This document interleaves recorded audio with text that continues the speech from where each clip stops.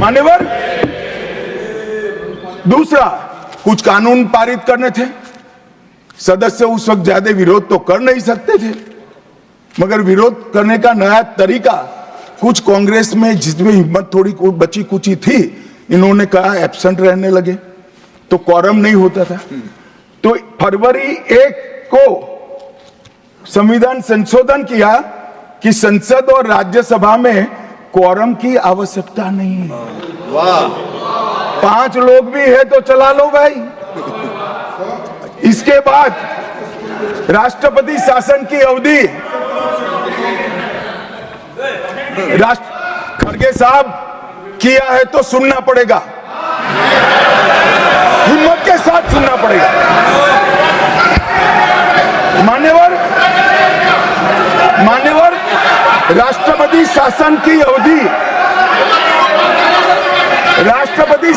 अवधि 6 महीने तक बढ़ा दी। मान्यवर, ये 4 संशोधन, मैं समझ रहा हूं क्यों गुस्सा आ रहा है, मान्यवर। Sir, he is not yielding. Honorable Home Minister is not yielding. Are you yielding, sir? मान्यवर, मैं आपको एड्रेस करूंगा।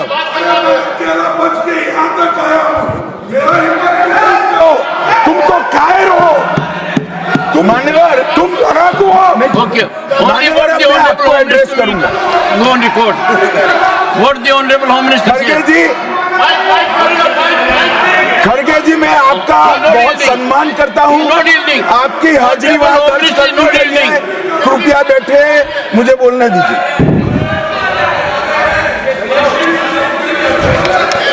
मान्यवर, ये चारों संशोधन मैं मेरी पार्टी के दफ्तर से नहीं ला सकता। ये चारों संशोधन संविधान में हुए, किसी को अदालत ने निरस्त किया, किसी को जनता पार्टी की सरकार आई तब उसको निरस्त किया, कुछ लिंगरिंग टेस्ट में रह गए, पर ये चारों संशोधन वास्तविकता है। ये 4 संशोधन से कांग्रेस पार्टी की संविधान सुधार करने की मंशा क्या है?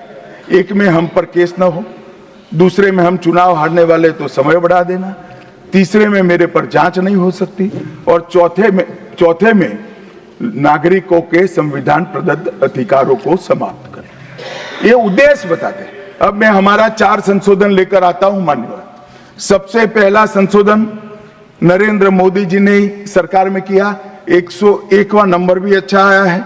101वां संशोधन 1 जुलाई 17 को हम जीएसटी को लेकर आए मान्यवर, और इस देश के अर्थतंत्र को रिदम में लाने का, कश्मीर से कन्याकुमारी और कामाख्या से द्वारका तक विशाल फैले हुए देश को जीएसटी के तहत 100 अलग अलग बिक्री करके कानूनों को समाप्त कर कर, लोगों की हालाकी खत्म कर कर एक कानून लाने का काम नरेंद्र मोदी जी ने किया, और वो लोगों की भलाई की।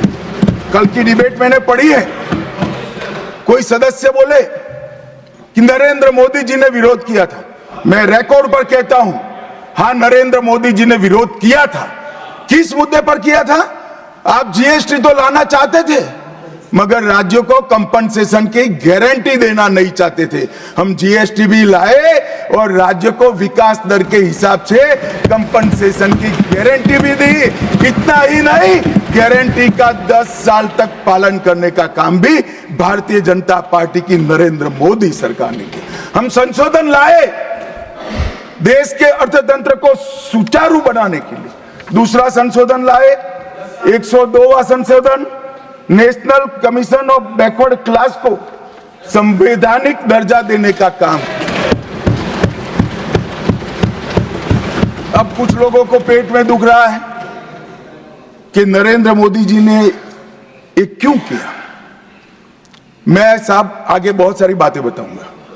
नरेंद्र मोदी जी इसलिए कर पाए कि आपने नहीं किया था। अगर आप ये कर देते तो मोदी जी के तो भाग्य में ही नहीं आता। मगर साहब, पिछड़ी जातियों का कल्याण कभी भी कांग्रेस पार्टी का विश्वास नहीं रहा, मान्यता नहीं रही, नीति भी नहीं रही। भारतीय जनता पार्टी ने संविधान संशोधन पिछड़ी जातियों के कल्याण के लिए। तीसरा संशोधन क्या लाए? 130वां संशोधन 12 जनवरी 19, किसी भी जिनको आरक्षण का फायदा नहीं मिलता है ऐसी जाति के गरीब से गरीब बच्चों को 10% आरक्षण देने का फैसला।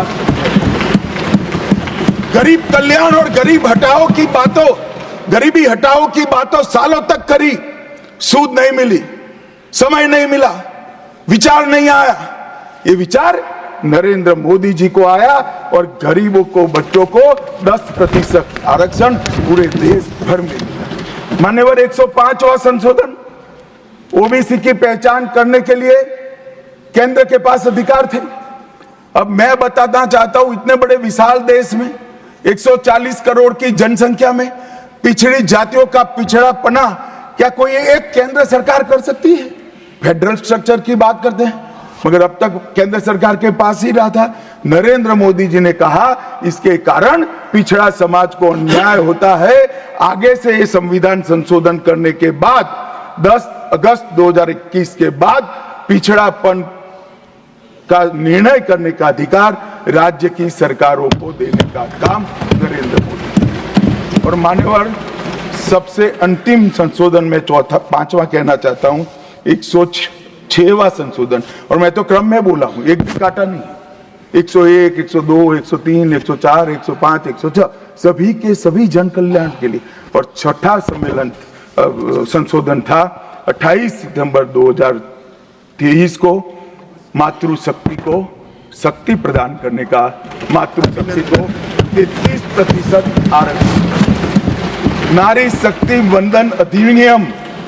मान्यवर, मैं आज आपके माध्यम से पूरे सदन से और पूरे सदन के माध्यम से देश भर की 140 करोड़ की जनता को कहना चाहता हूं कि जब इस दोनों सदन में 33% नारी शक्ति बैठेगी, संविधान निर्माताओं की कल्पना पूरी हो जाएगी। मान्यवर, इनकी आत्मा को बहुत शांति मिलेगी। इसके अलावा भी हम कई कानून लेकर आए। हम कानून लाए ट्रिपल तलाक को निरस्त करने का। अब ये कहते हैं आपकी वोट बैंक की राजनीति है। मान्यवर, सुप्रीम कोर्ट का कोई वोट बैंक होता है क्या? सुप्रीम कोर्ट तो चुनाव नहीं लड़ती है, जजों को चुनाव नहीं लड़ना है। ट्रिपल तलाक समाप्त करना चाहिए और साहबानों को मुआवजा देना चाहिए। दोनों जजमेंट सुप्रीम कोर्ट ने अलग अलग समय पर दिए थे, परंतु वोट बैंक की राजनीति हम नहीं कर रहे हैं।